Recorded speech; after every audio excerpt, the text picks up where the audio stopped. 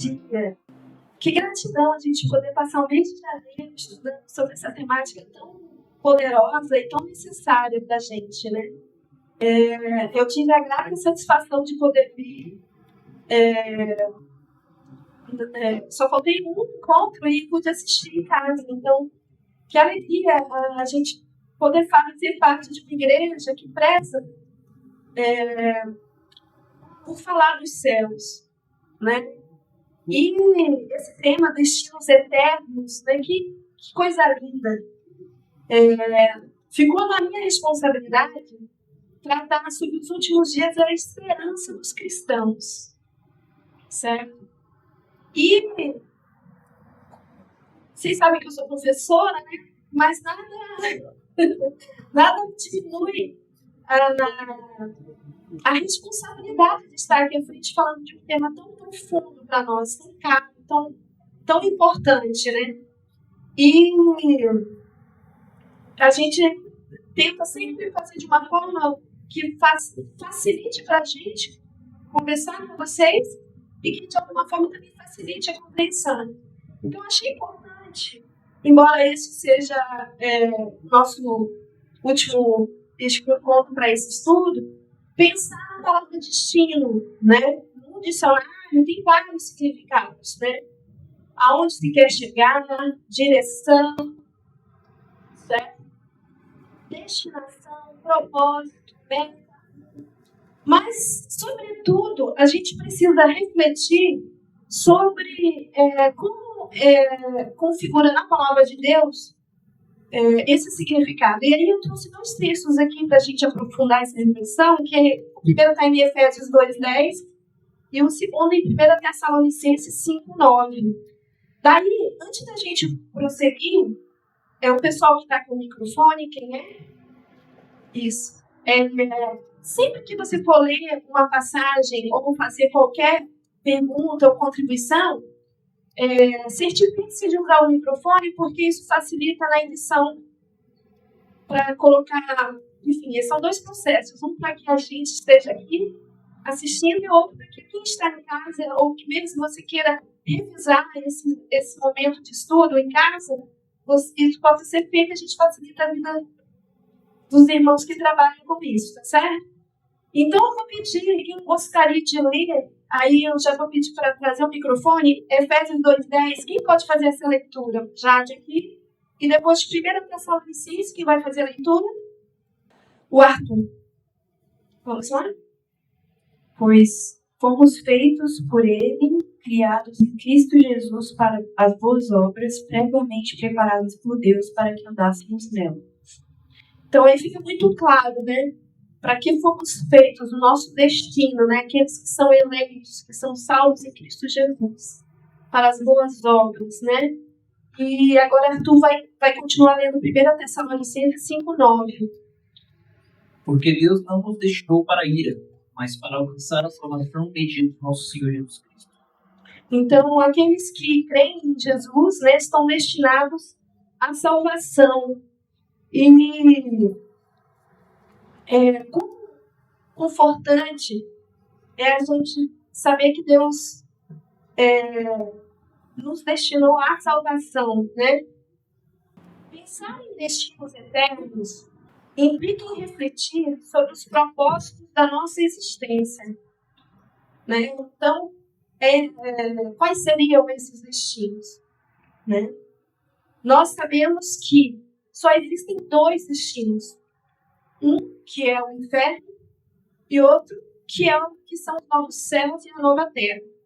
E aí, eu vou pedir para mais alguém ler Provérbios 16:4.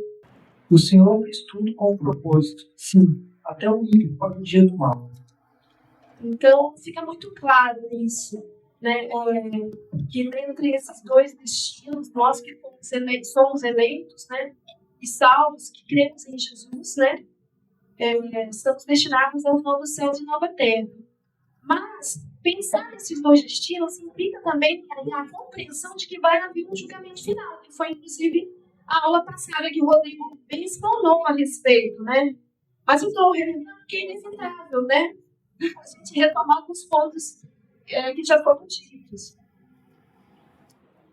E no julgamento final, né, após a segunda vinda de Cristo, em que todos ressurgiremos, crentes e ímpios vão ressuscitar, né?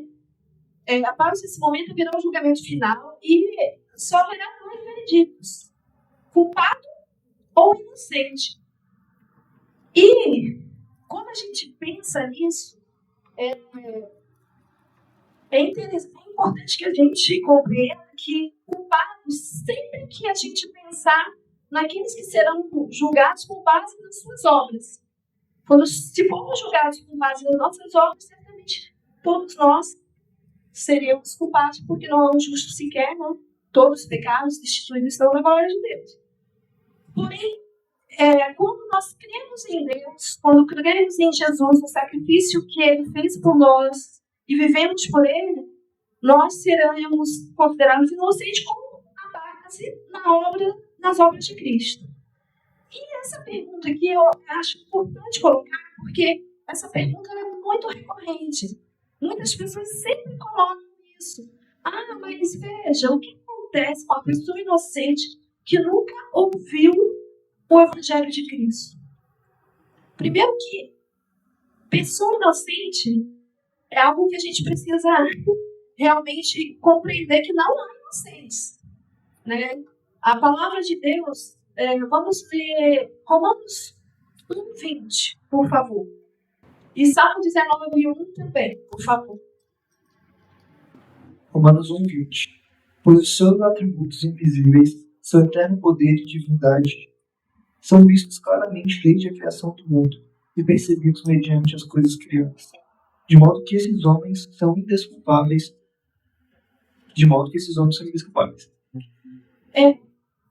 De fato, esse aqui é o versículo base. Nós podemos ler os outros, mas a criação, o céu e a terra, pode ler, que eu acho que é esse que você vai ler, né? Anuncia as obras dos seus mãos. Então, ainda que a pessoa nunca tenha tido contato com o Evangelho de Cristo, todos que vivem nesse mundo têm contato com a criação. E a criação, ela proclama a existência de Deus, né? Então, ainda que remotamente alguém nunca tenha ouvido falar do Senhor Jesus, ele vai ser julgado com base no conhecimento que ele tem. A Bíblia fala sobre isso, certo?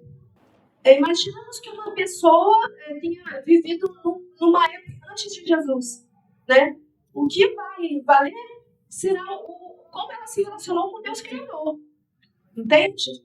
Então, é importante a gente compreender isso, que diante da criação, de tudo que Deus fez, criou, ainda assim a pessoa desconsiderar sua existência é algo indesculpável. Isso não faz de ninguém inocente, tá certo? E pensando nesses dois destinos, né? Vamos começar com o inferno, né? O texto que a gente vai ler é Apocalipse 21:8. É um texto muito importante que a gente precisa. 21:8.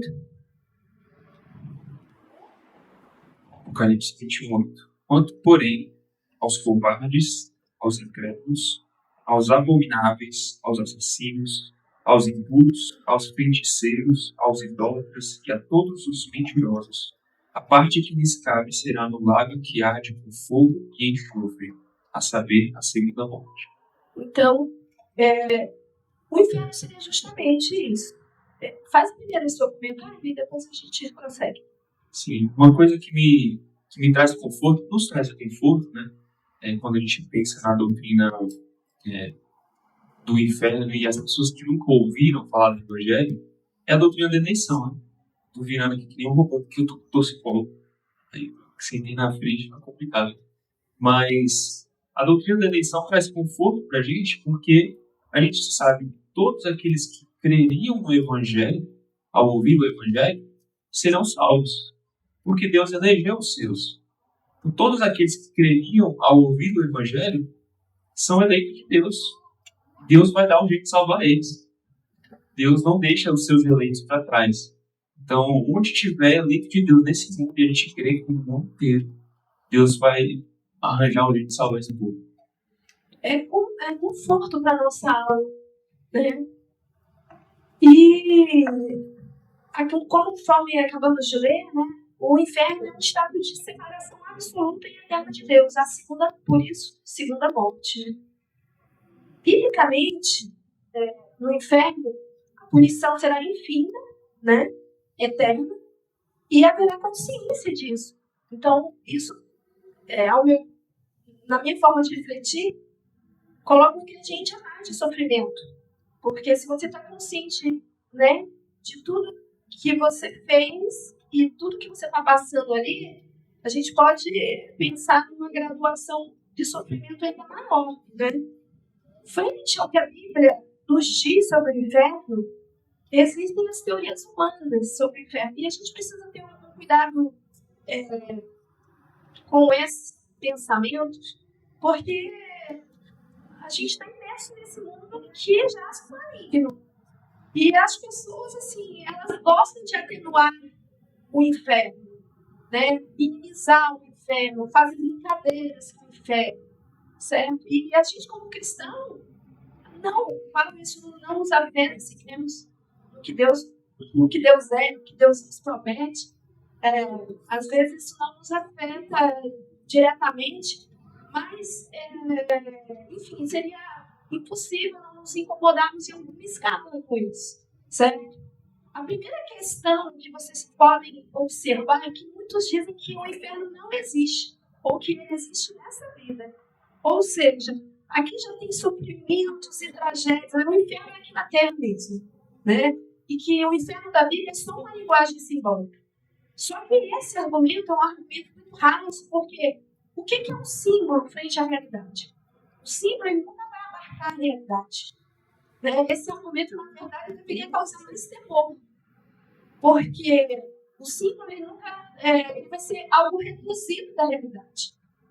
Então, se a Bíblia utiliza algumas simbologias para falar do inferno, então é possível pensar que a realidade do inferno é muito maior do que aquela simbologia, do que aquela linguagem.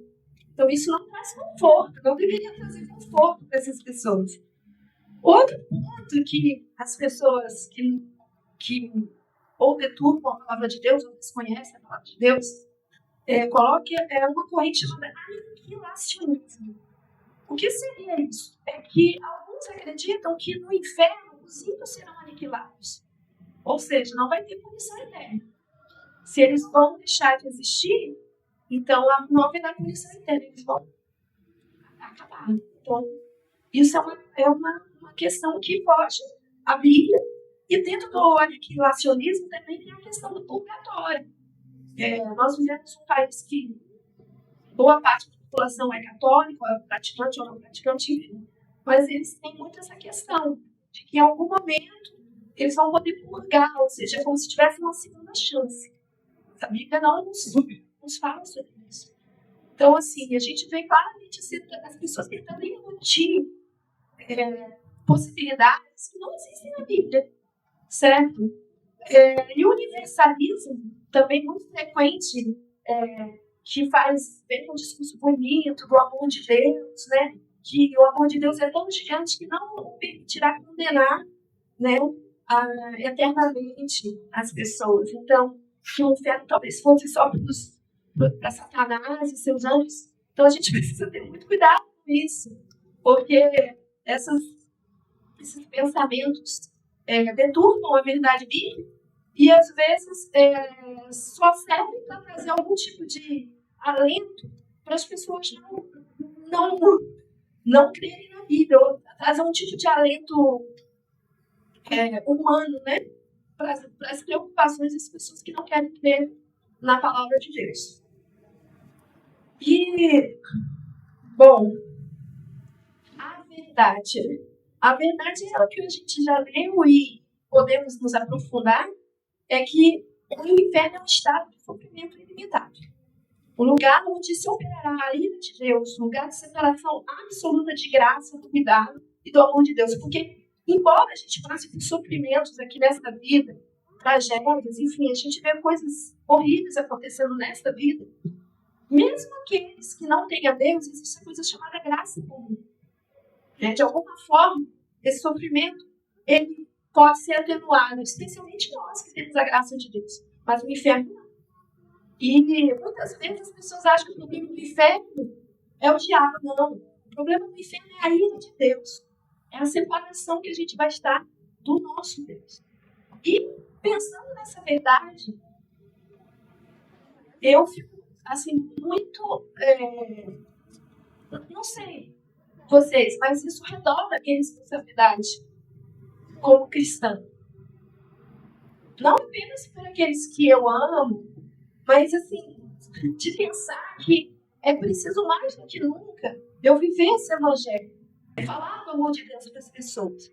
Porque a doutrina da eleição nos faz pensar e crer que aqueles que são eleitos serão alcançados conforme Danilo colocou. Mas como crerão se não há quem crê? Percebe? Aí entra a nossa responsabilidade. Né?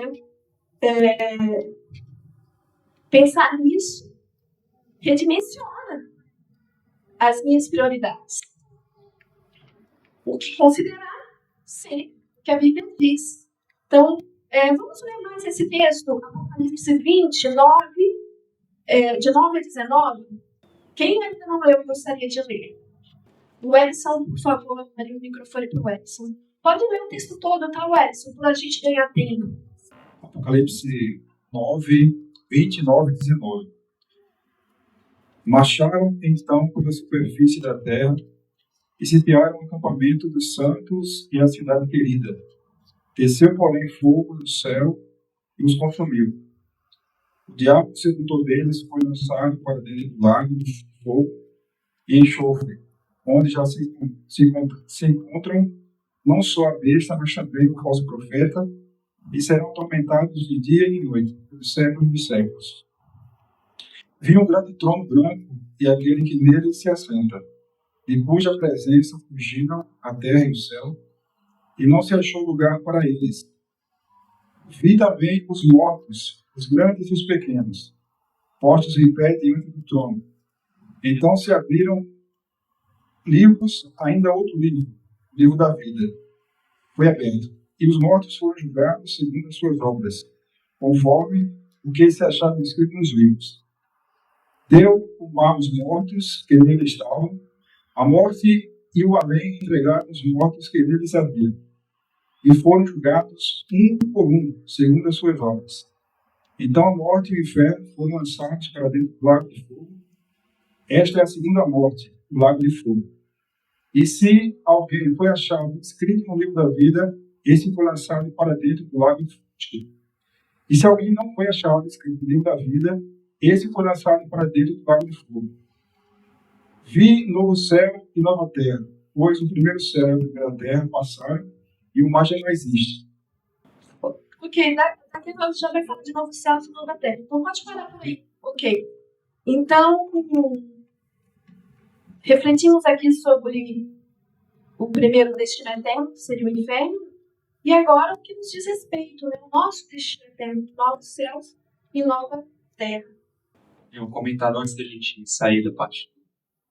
Antes da gente sair do inferno. Quando a gente fala de sair da parte da aula sobre o inferno, acho que vale a pena um comentáriozinho apologético sobre isso, né? Porque se tem uma coisa que perturba a nossa cultura agora, e nós, como pessoas que vivem na nossa cultura, somos extremamente influenciados por ela. Então, naturalmente, a doutrina do inferno mexe com a gente mais que as outras, né? A ideia de que pessoas vão sofrer eternamente. E a primeira coisa é que ninguém disse que a gente tem que afirmar essa doutrina sorrindo, né? O próprio Deus não envia pessoas para o inferno sorrindo. O próprio Deus não se alegra com o inferno. Ele se entristece com a morte do ímpio e ter que mandar pessoas para o inferno, embora ele decida fazer isso, né? Então, essa é a primeira coisa. A doutrina do inferno não nos traz alegria. Muitas vezes falamos dela, e tem um autor que até Somos Todos Teólogos, ele fala, às vezes até tratamos dessa doutrina em lágrimas, porque reconhecemos o tanto que ela é pesada e triste. Mas lembramos que o próprio Deus também se entristece com a existência do inferno. condenar pessoas à perdição eterna. E a segunda coisa é que o comentário do C.S. Lewis sobre o inferno, que eu estava me lembrando conforme eu vim para cá, estava pensando nesse assunto da aula de hoje, é que as pessoas deste mundo, desde Adão, fizeram uma escolha de independência do Senhor, ao invés de dependência. O pecado consiste em uma das coisas do pecado é justamente optar por uma separação de Deus, se separar de Deus. E em Romanos 1 fala que Deus derrama sua ira sobre o homem, permitindo que o homem vá para o caminho onde está escolhendo. Ele entrega os homens à sua própria imundícia.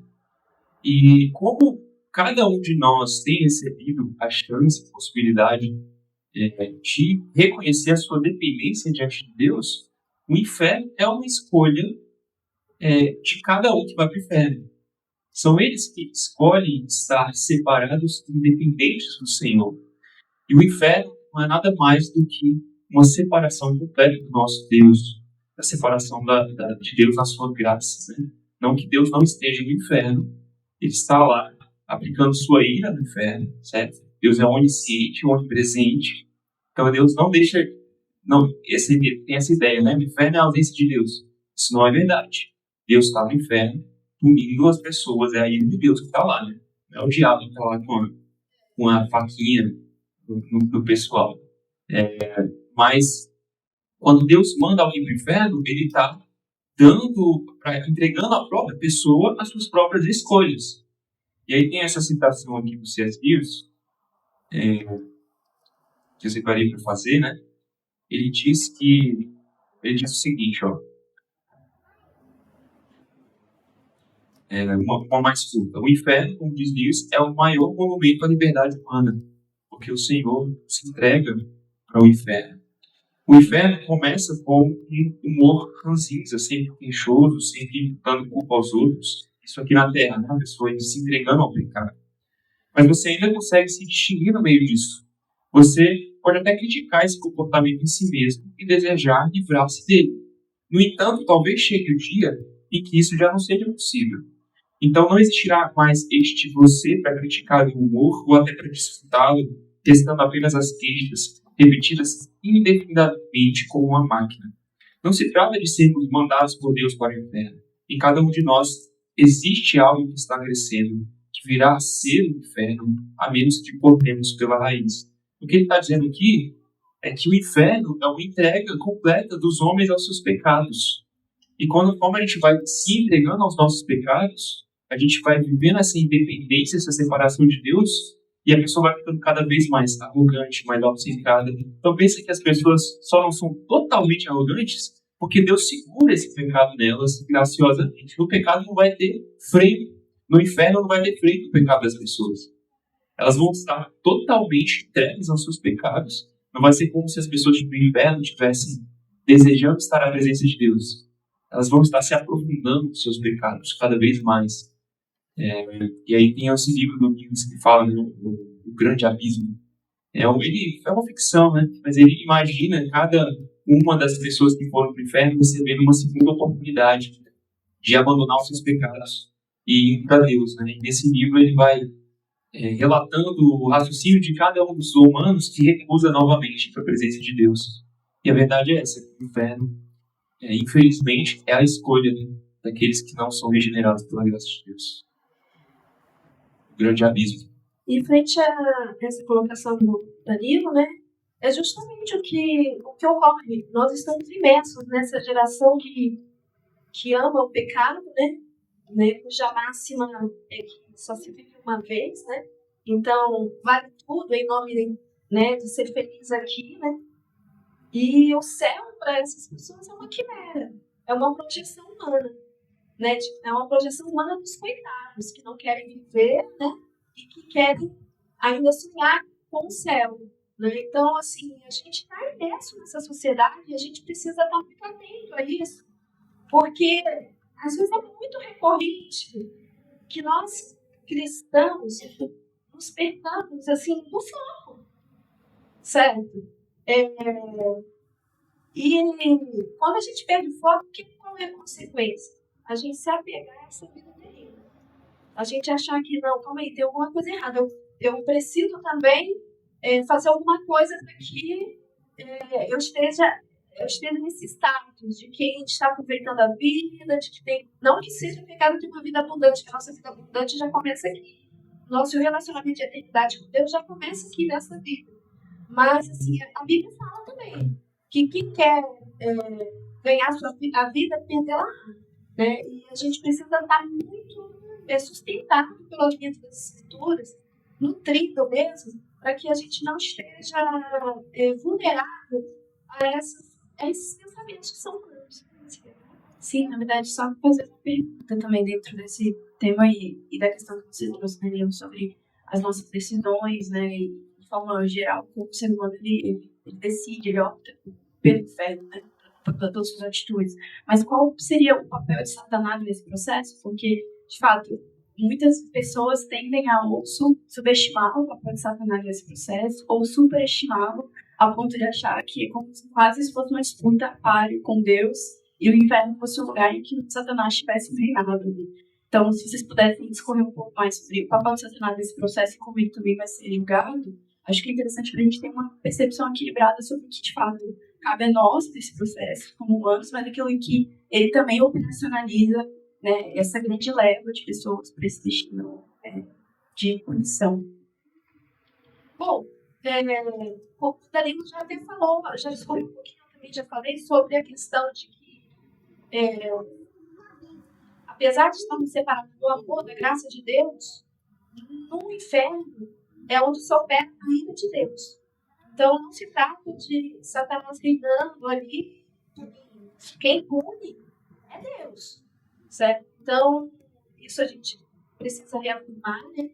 Agora, a nossa luta aqui, nessa vida, né, em que nós temos que esperar, separar tempo para orar, para buscar, para ir para a igreja. Hoje, por exemplo, vocês estão aqui, houve uma escolha. Houve uma prioridade para estarmos aqui, dia 26 de janeiro, às 9h30, na igreja, ouvindo a palavra de Deus, discorrendo sobre essa temática. Certo? Eu não estou querendo dizer que sempre que a gente não estiver na igreja, porque a Satanás venceu, né? Não. Mas, assim, nossa luta não é contra carne nem sangue. E a gente não pode achar, e ser ingênuo, de achar que não existem empecilhos ardis do nosso inimigo para que nós nos separemos da verdade, certo? Ainda que Deus nos eleja e sejamos eleitos, ainda que tenhamos a nossa fé, nós precisamos desenvolver, a nossa salvação. Né? Isso implica em a gente ter tempo para ouvir a palavra, para orar, enfim, para estarmos em comunhão, certo? Se nós almejamos ter a eternidade com Deus, certo? Não faz sentido. O Danilo falou, as pessoas que estão indo para o inferno, elas estão fazendo uma escolha.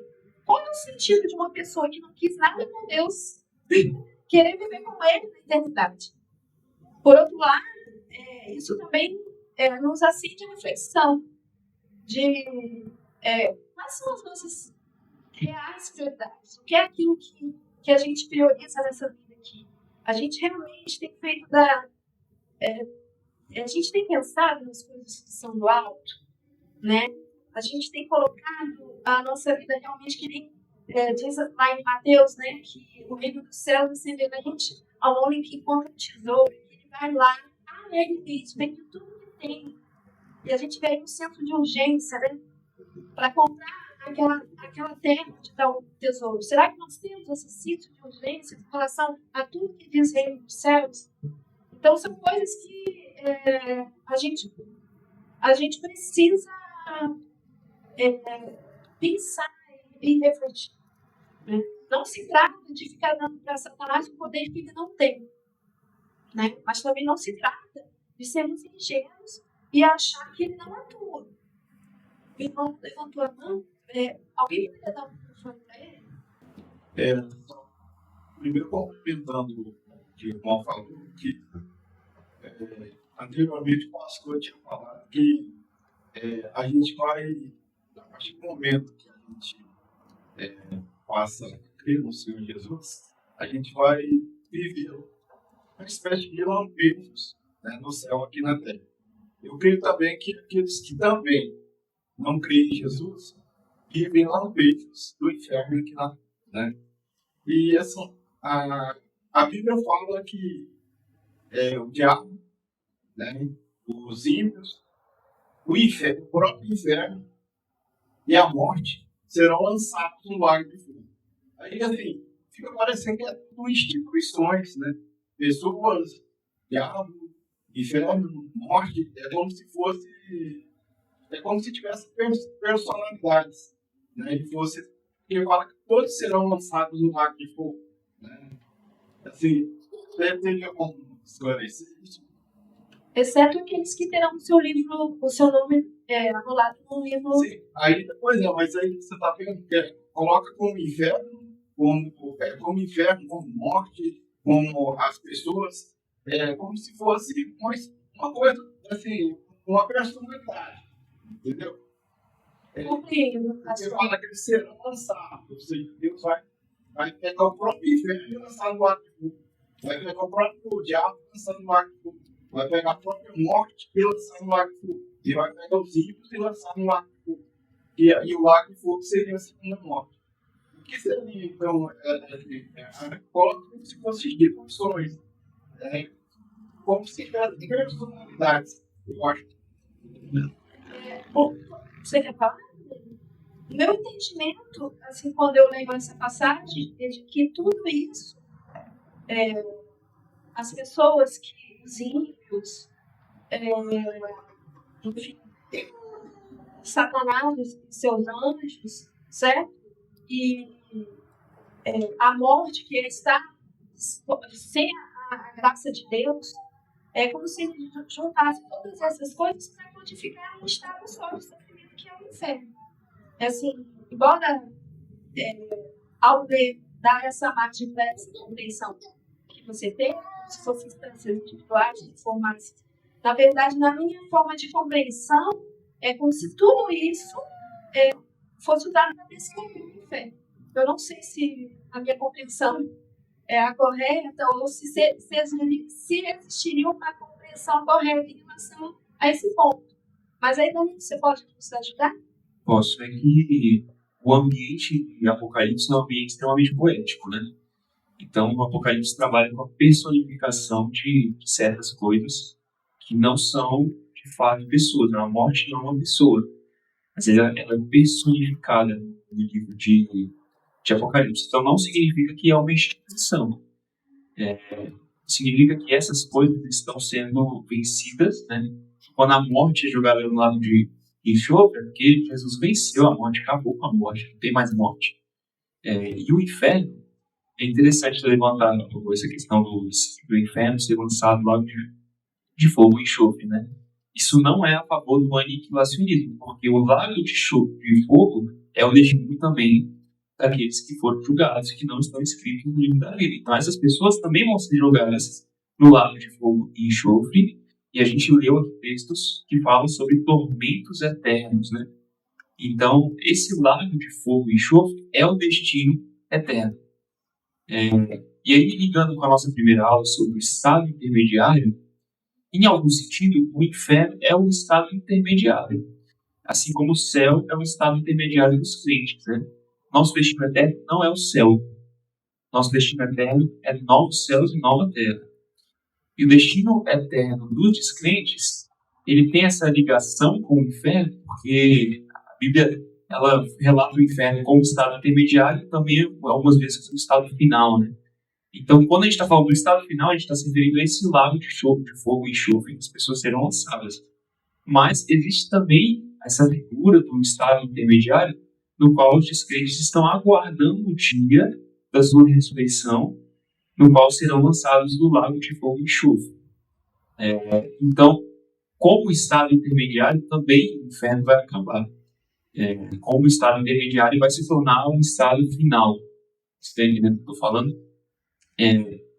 E a última coisa é que também o inferno, essa palavra inferno que aparece aí, Hades, né, que é aquela palavra que traduz no Antigo Testamento, quando aparece Sheol, sei se vocês já leram no Antigo Testamento, parece Sheol.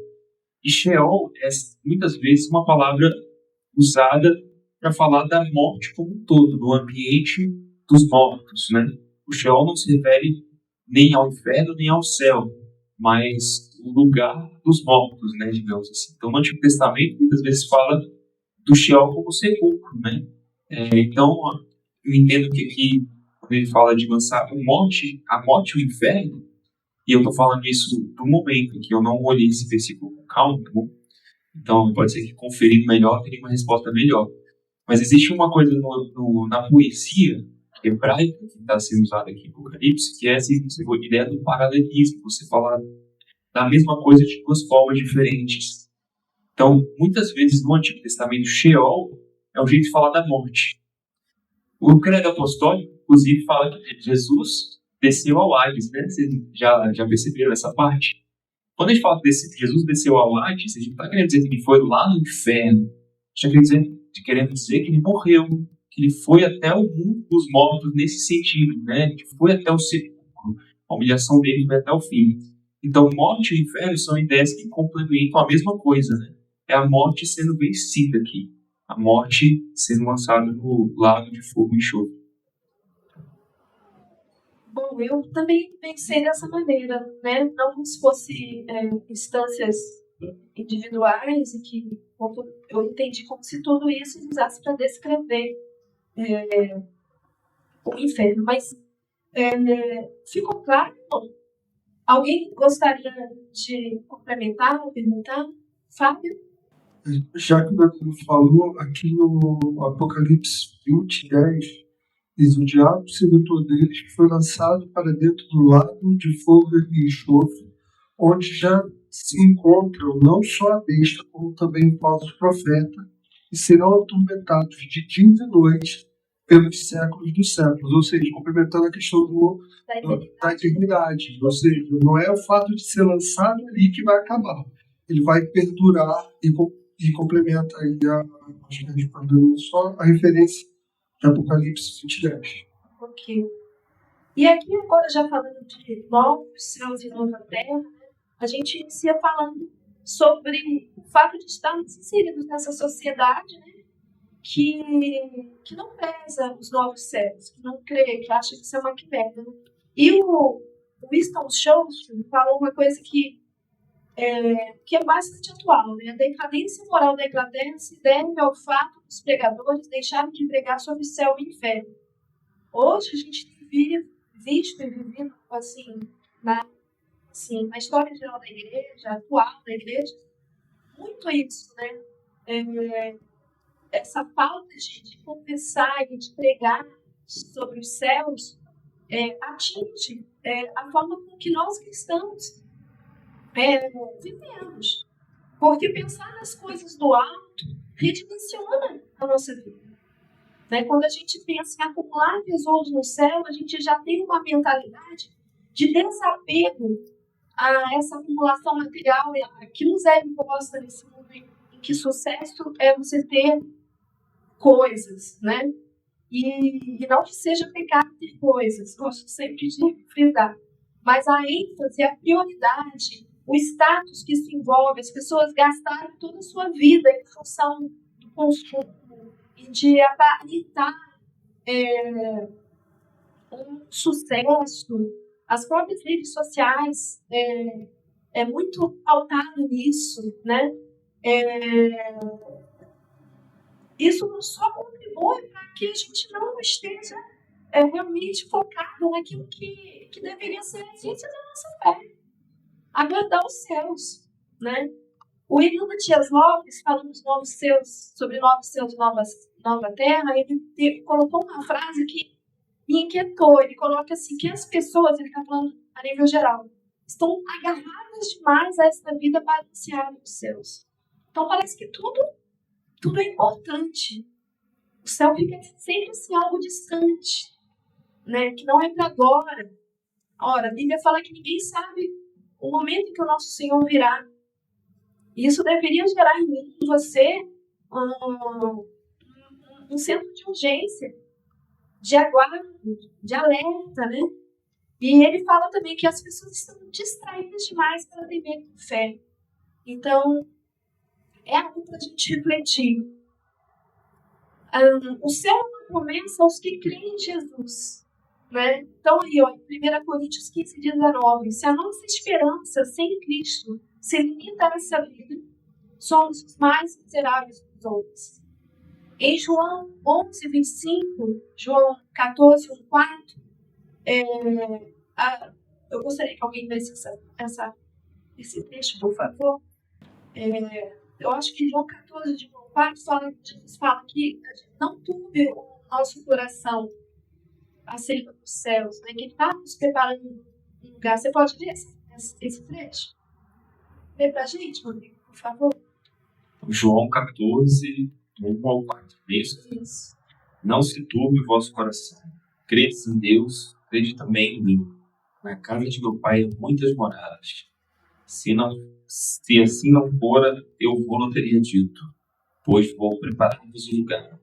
E quando eu for e vos preparar o lugar, voltarei e vos receberei para mim mesmo, para que, onde eu estou, estejais vós também.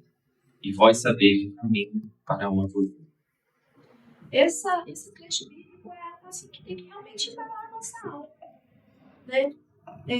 Começa as ordenanças para que a gente não turbe, para que a gente não se preocupe. Sabe, é uma promessa. Jesus foi, mas irá voltar e preparar um lugar para cada um de nós. Nós estaremos com Ele. Aqui em Mateus 5, 3, 12, são as bem-aventuranças. É um texto longo, requer que a gente pense calma. Eu não vou ler porque eu ler agora, por conta do horário, mas você poderá refletir em casa. Nas minhas bem-aventuranças está escrito que bem-aventurados limpos de coração, porque eles verão a Deus. Né? E são várias ali. E as bem-aventuranças é para nos lembrar de que existe uma felicidade que é totalmente diferente dessa felicidade terrena e que nós teremos nos novos céus, na nova terra. E ainda no texto de João 3, de 1 a 3, você quer ver? 1 João 3, de 1 a 3. Veja que grande amor não tem concedido ao Pai, o bom de se chamar filho de Deus, e de fato são filhos de Deus. Por essa razão, o mundo não se conhece, porquanto não conheceu a Ele mesmo. Amados, agora somos filhos de Deus, ainda não somos manifestos, e que haveremos de ser. Sabemos que quando Ele se manifesta, seremos semelhantes a Ele, porque haveremos de vê-lo como Ele é. E assim mesmo se purifica todo que nele tem essa esperança, assim como Ele é puro. Poxa, esse texto foi muito bom ler pra gente, porque fala de que nós estaremos com Deus, que seremos como Ele, né? E que poderemos vê-lo face a face. Gente, realmente é algo para realmente a gente aguardar ansiosamente. A natureza dos céus, né? Ainda em Apocalipse, esse texto, começando em Apocalipse 21, esses 7 pontos aqui foram levantados pelo Augusto Nicodemos e eu coloquei aqui, que é para a gente refletir e sustentar a nossa espera. O texto de Apocalipse 21, começando pelo capítulo 1. Você lembra a gente, Daniel? Apocalipse 20, a partir do versículo 1. Isso. Vi novo céu e nova terra, pois o primeiro céu e a primeira terra passaram, e o mar já não existe. Esse ponto aí é um ponto fundamental para a gente compreender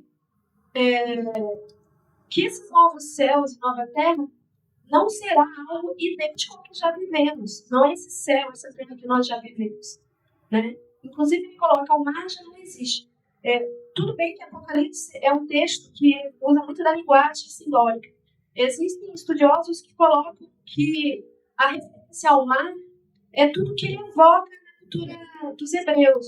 Né? O mar evoca o quê? violência, catástrofes daquela época, né? Então, não haverá isso no céu, não haverá nos céus essa violência. Outra coisa é que o mar está sempre relacionado aos perversos, né? E por conta de outros textos bíblicos, e quando se fala o mar não haverá no sentido literal, pode ser, né? Não haverá mar, né? Não haverá os oceanos, né? Mas também pode ser algo fazendo referência a essa violência, essa perversidade, esses catástrofes que hoje existem nesse mundo, nessa vida em que vivemos e que não haverá nos céus. Né? Você pode continuar, Dani? Vi também a cidade santa, a nova Jerusalém, que descia do céu da parte de Deus, ataviada como noiva adornada para o seu esposo. Pode continuar. Então ouvi grande voz vinda do trono, dizendo: Eis o tabernáculo de Deus com os homens. Deus habitará com eles. Eles serão povo de Deus, e Deus mesmo estará com eles. Aí a gente dá uma paradinha. Em que consiste essa felicidade? Consiste no fato de que nós habitaremos com os santos no céu. Né? A primeira parte dessa comunhão com todos aqueles, desde a criação, que creram e viveram suas vidas considerando Deus e seus estatutos, certo? E teremos, sobretudo, a comunhão com o nosso Deus, que será uma comunhão plena, profunda, né? Que vai diluir qualquer dor, qualquer sofrimento, qualquer lembrança. O impacto da presença de Deus nos novos céus, nova terra, vai superar tudo que minimamente que a gente possa pensar em sofrimento, vai ser diluído por essa presença de Deus conosco, certo? Aí falou da voz de Deus, né? Lê para mim o versos 5 e 6, por favor. E aquele que está sentado no trono diz: Eis que faço novas todas as coisas.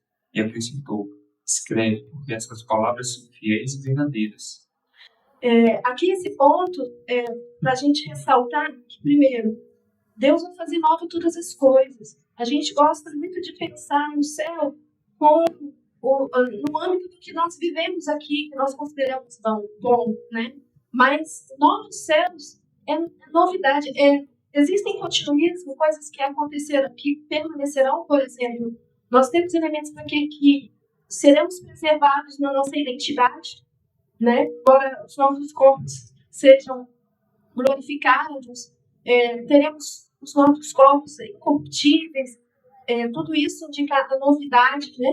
Mas existem coisas que permanecerão e coisas que não serão como agora. Né? E como a gente pensar nessas escalas de comparação, é importante que a gente saiba que tudo vai ser melhor do que foi quando criado originalmente.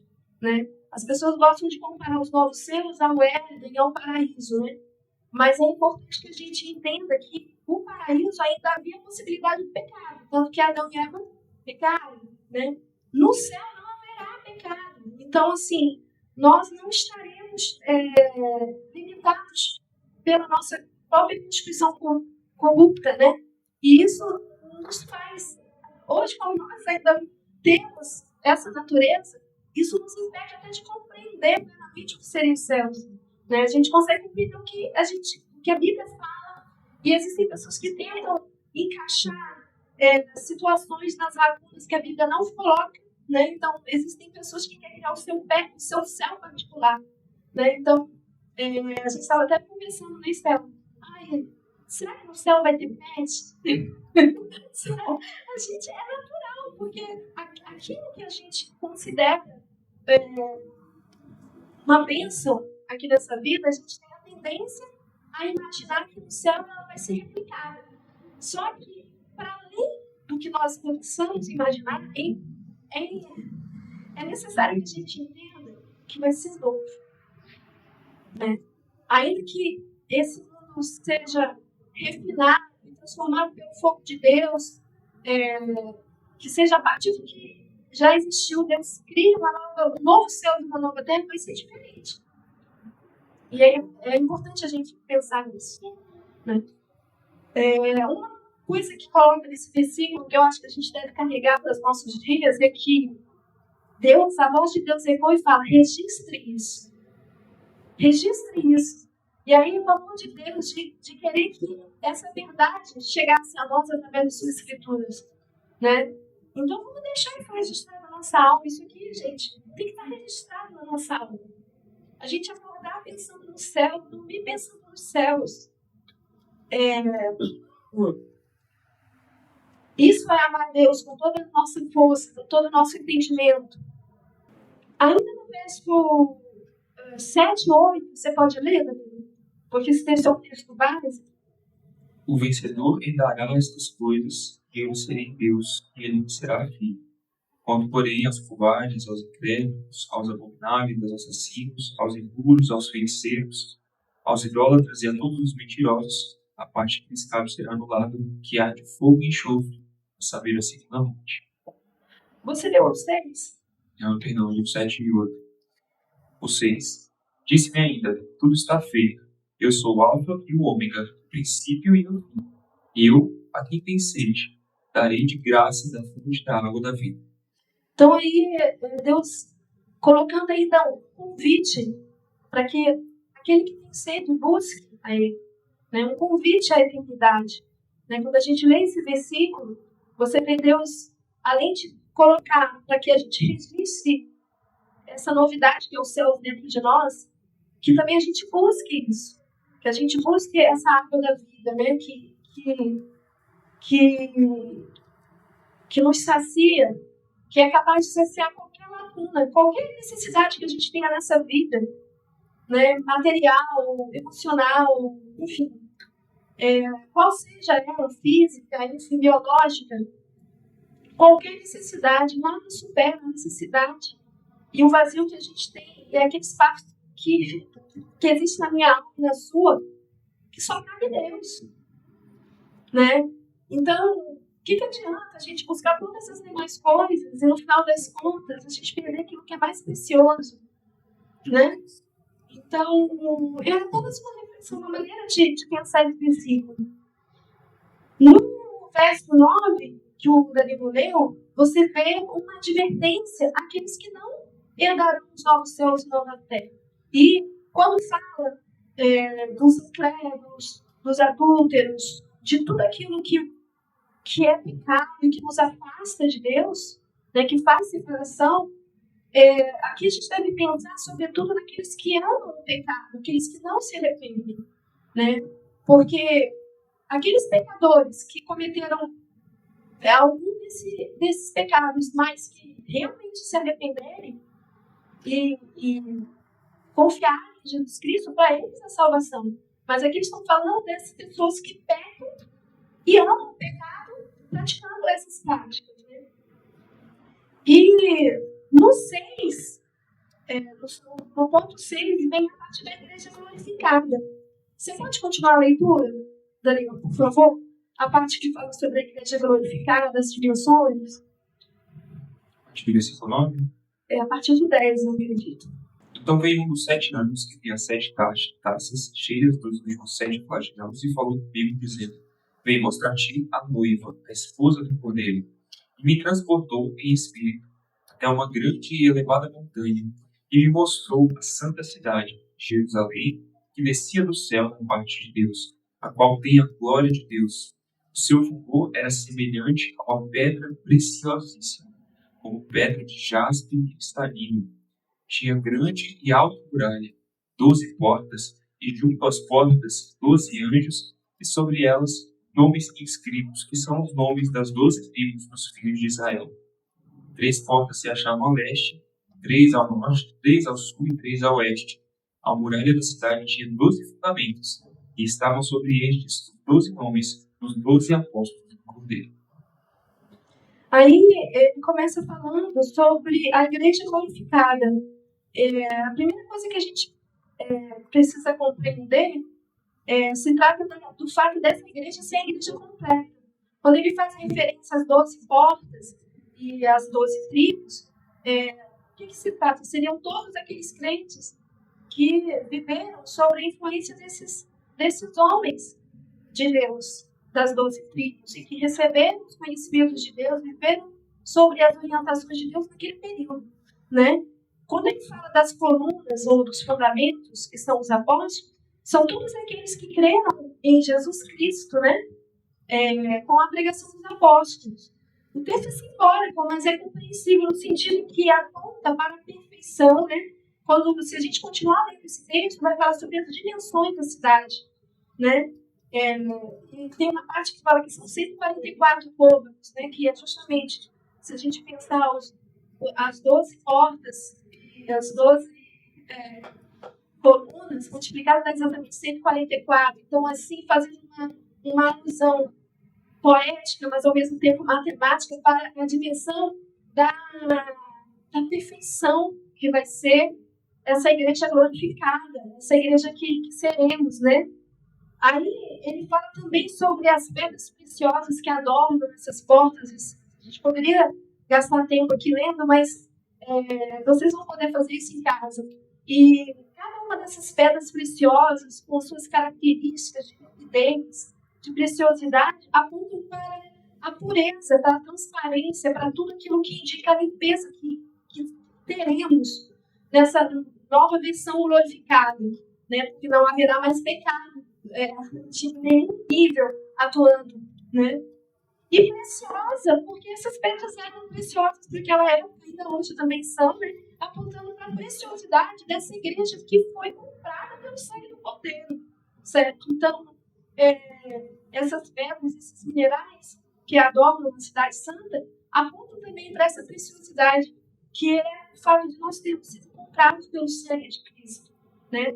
Então, essa igreja perfeita e pura, se a gente for continuar aí nos versículos, vai vir o princípio e vai falar que não haverá mais santuário. E por que não haverá mais santuário lá nos céus? Templo, altar, por que não haverá?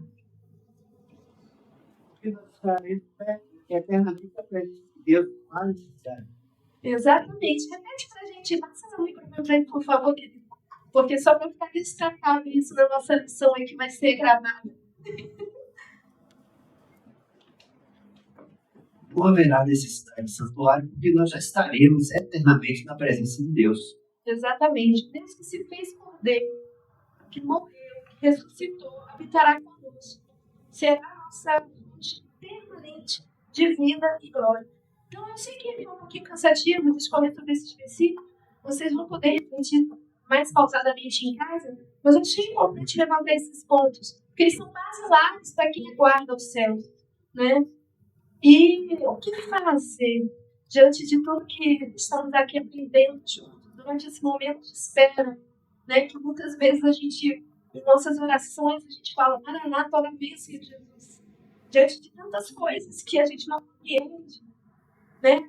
Diante da nossa vulnerabilidade de lidar com o sofrimento, de lidar com a expectativa, com a espera mesmo, né? Esse texto aqui é fantástico, porque ele fala: o reino dos céus é como um tesouro escondido no campo. Certo homem, tendo-o encontrado, escondeu-o de novo, e então, cheio de alegria, foi e vendeu tudo que tinha e comprou aquele campo. Esse texto tem Mateus 13:44. Isso aponta que esse momento em que a gente está aqui, vivendo sim, trabalhando, arrumando casa, cuidando de menino, enfim, fazendo várias coisas, que nada disso roube o sentido da nossa existência, de que a alegria, o senso de urgência e a prioridade descrita neste versículo, a esperança de sua vida e dos novos céus sejam os combustíveis de nossa alma enquanto o aguardamos. As perguntas, é a verdade. Esse foi um pequeno roteiro que eu posso até disponibilizar depois, se você quiser estudar em casa, rever esse tema. Vou colocar à disposição. Eu acho que os outros também estão à disposição, né? Porque quando está sendo gravado, eles já estão colocando. Então, de qualquer forma, vai ficar à disposição de vocês, junto com os outros que já foram disponibilizados. Teve uma pergunta que veio na caixinha, que é sobre como seria um casamento no céu, se nós seríamos casados no céu, né? É uma pergunta muito interessante. Em Mateus, se não me falha a memória, acho que 12, 33, 22, 33. Então, lá em Mateus 22, 33, Jesus foi abordado acerca de uma mulher que tinha tido vários casamentos, né? Em qual, no céu, com quem ela estaria casada, né? Seria um problema, assim, um problema deste século, vamos assim dizer, lá só naquela época. Mas Jesus responde dizendo que na ressurreição, que as pessoas não vão se dar em casamento, certo? Pode ver. Respondeu-lhe Jesus: errais, não conhecendo as Escrituras nem o poder de Deus, porque na ressurreição nem casam, nem se dão em casamento, são porém como os anjos no céu. Exatamente. Então, isso já responde de certa forma, mas isso não significa dizer que você que é casado não vai lembrar do seu cônjuge, ou você não vai ter uma relação próxima a ele no céu. Mas o propósito do casamento, seria o propósito original do casamento, né? Se a gente pensar em Eva, foi criada para ser auxiliadora, estar ao lado de Adão, a criação. Esses dois propósitos, eles não terão no céu, né? Por quê? Primeiro que nós estaremos usufruindo de um estado de comunhão absurdo, não só com os santos, mas também com Deus. Então não vai ter essa solidão, essa necessidade de ter esse auxílio, né? Da forma que foi colocado o casamento originalmente. A apropriação não, porque os céus é o lugar daqueles que creem no Senhor Jesus. Eu não creio que não existe nenhum versículo na Bíblia para fundamentar de que haverão novos seres criados no céu. Eu não consigo ver, não consigo lembrar de nada a respeito disso. Outro ponto que o Danilo também me chamou a atenção é que o casamento é uma sombra das bodas do Cordeiro, né? E lá nós estaremos vivendo isso. Então a sombra, ela vai ser superada pela realidade de estarmos em comunhão absurda com o nosso Deus. Então não vai haver mais a simbologia, a necessidade da simbologia dessa sombra do casamento lá no céu, né? Mas isso não implica dizer que vão ser abolidas as suas lembranças e que você não vai lembrar do seu marido ou da sua esposa. Isso não, certo? Porque, ao contrário, biblicamente existem elementos que nos confortam de que temos lembranças. Isso faz parte da nossa identidade. A única coisa em relação às lembranças é que elas não nos trarão mais sofrimento. E aí a gente volta novamente para o ponto que é, vamos assim dizer, central. Ainda que tenhamos lembranças, elas não serão, elas não produzirão em nós mais sofrimento. Porque estaremos glorificados, em plena comunhão com Deus, e nada vai superar a presença avançada do nosso Deus em nós. Então acho que é isso. Se houver mais alguma pergunta que não colocaram na caixinha, não sei se eu vou saber responder, porque é um tema muito... nem tudo está descrito literalmente. Existem muitas linguagens simbólicas e existem linguagens que eu acredito que são literais mesmo, né? Mas a gente tem esse consenso de pesar e de tentar compreender para além dos símbolos, para além da linguagem poética, que é o desafio da gente compreender sobre os céus à luz da Bíblia, né? Uma pergunta? Não é uma pergunta, é apenas um fundamento bíblico sobre algo que foi comentado a respeito de como é que será a questão da criação após os novos céus e nova terra. Após Paulo falando à igreja de Roma, né, no capítulo 8, a partir do versículo 18, ele aborda sobre a questão, informando que porque para mim tenho por certo que o sofrimento do tempo presente não pode se comparar à glória a ser revelada em nós. Versículo 19. Ardente expectativa da criação, aguarda a revelação dos filhos de Deus, ou seja, a regeneração, a transformação, né? Pois a criação está sujeita à vaidade, ou seja, ao estado de pecado. Hoje existe.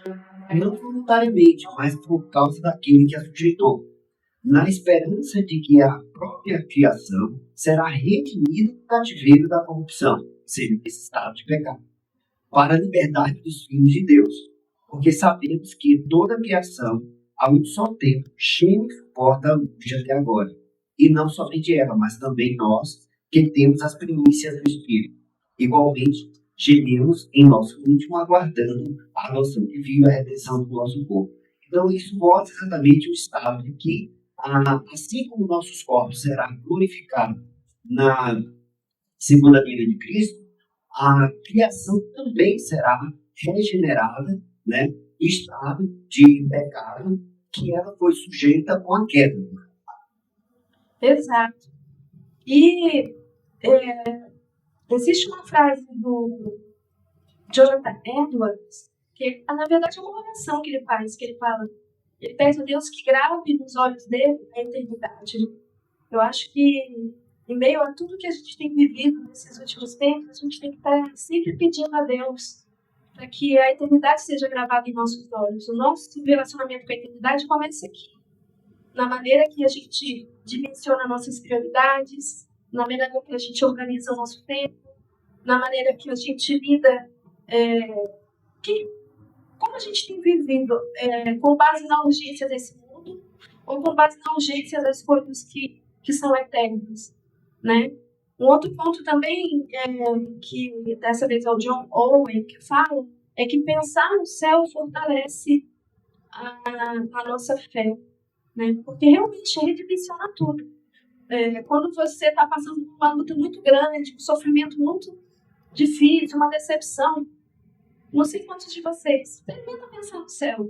Fica tudo tão diminuto, parece que, por maior que seja o sofrimento, conforme ele acabou de ler, nada é ser comparado com a glória que irá se revelar, né? Como que a gente vai lidar com essa necessidade de consumo, de ter? A gente vai querer entesourar no céu, onde a ferrugem, a traça não corrói, já muda uma outra dimensão, que é a dimensão material nossa, quando a gente lida com essa questão material. Outro ponto é a própria morte, né? Você vai, às vezes, no enterro, não estou dizendo que os crentes não sofrem com a morte, né? A gente sente, a gente sofre, sente saudade, mas, assim, a morte, ela não é vista da mesma forma daqueles que não têm fé. Você vai no enterro, no cemitério, às vezes, enfim, é um desespero absurdo, né? E a gente, como a gente sabe que para aqueles que estão em Cristo, a morte é lucro, né? Como diz o apóstolo Paulo, então a gente menciona pensar no céu, pensar nas coisas do alto, faz com que a gente exerça um tipo de reflexão muito mais profunda sobre como a gente vive. E aí isso interfere também no nosso processo de santificação, porque você está tão ligado aos céus que você se sente incomodado muito mais com as coisas que você, de repente, em outros momentos, você nem consideraria pecado. Mas quando você está muito focado em pensar nas coisas do alto, você começa a ter uma clareza de que você precisa muito desse Senhor. E é interessante porque te dá uma visão do quão nós somos desesperadamente dependentes e como a gente precisa de Deus. Então, vamos pensar no céu, tá bom? Vamos orar então, né? Para finalizar. Senhor Deus, diante da tua presença, Pai, queremos te agradecer porque nós somos alcançados pelo teu grande amor, Senhor. Ó Deus, como é bom saber que pertencemos a ti, Deus. Isso não traz para nós nenhuma espécie de vanglória, mas um sentimento profundo de quanto nós somos privilegiados por terem sempre sido alcançados pela tua misericórdia, pela tua graça, que é favor imerecido, Deus.